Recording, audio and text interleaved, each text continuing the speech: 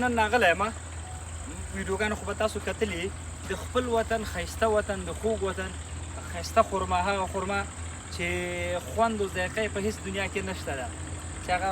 وطن چې خرما وي په خرماو کې یا په کجورو کې مشهور وي د هغه نه بهترینه ذایقه لري هغه نه بهترینه خوند لري ځکه عوام خوږه ده اوبه هم خوږې دي هر څه مې خوږې دي همداسې کاکا بس حسین کاکا راته دا وږی وشکوه نو دا راته وشکوه راته وویتلې چې هر څونه سو صحیح ده یعنې مومن صاحب ته د دې باغ د کجورو دغه حق ادا کې د خپل وطن د میوه نه نښلي یعنې دې ته یې نه پرېږدي چې دا دلته خوسا شي یا بالکل راځئ ورونو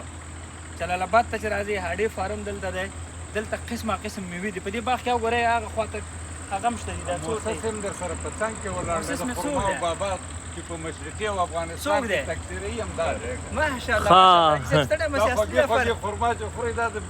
اطرافي صاحب برکت دی او اطرافي صاحب الله دې دومره عمر درکړي ستا فعالیتونه موږ څارو خپله د زړه کې دا راشي چې یاره ما ته وختي هلته ومویلې ما الله دې وایم څه وایم چې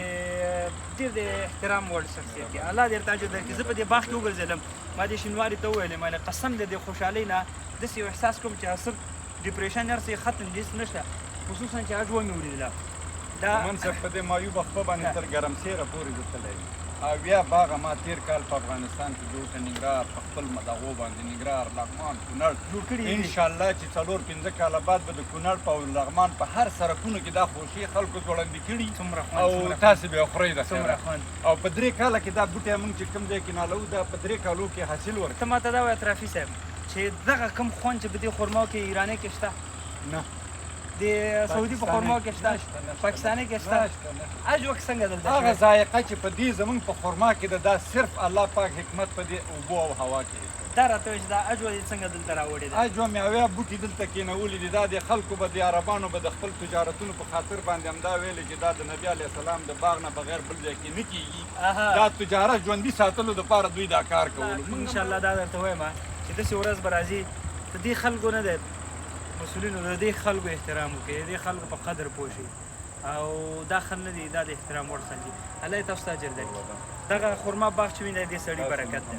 په افغانستان ټولو ساحو کې چې دی زه اطرافي صاحب دغه وږی اخلم او دا زه وړم خپل کور ته هغه وروڼه چې راځي چکر ته راسي د څو پورې جالۍ ته لرې کړي دا جالۍ ته لرې کړي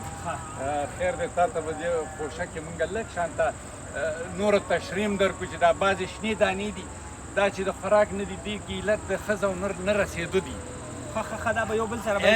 یعنې دې هر ګل ته موږ نر ګرده ورکړې ده او ګرده چې کمه شي بیا که ور نه کړي بیا دغه شی ته جوړېږي دا ګوري او چې بیا ښه پخه شي ماشاءالله ته وګوره دا د دې ذایقه دا خوند وګورئ دا دغه وګورئ تاسې عربان بیا په نړۍ کې قیمتترینه خرما دا ده چې نیمه پخی او نیمه دغه دې ته رطوب ورته وایي چې دا بهترینه خرما او ذایقه یې وګورئ بس راغلی یم خوراک به نه یم مړېږم پرې نه شینواری ورور وخوره لاس مې چپ دی خو وروسته به یې وخورم اوس یې قطع کړه بیا به بېرته ورته جالۍ هماغه ځای مې راته قطع کړه وروره خلکو وروسته یې واغونده وکړې هلته کم دی د دې دا د ګردې مومن صاحب د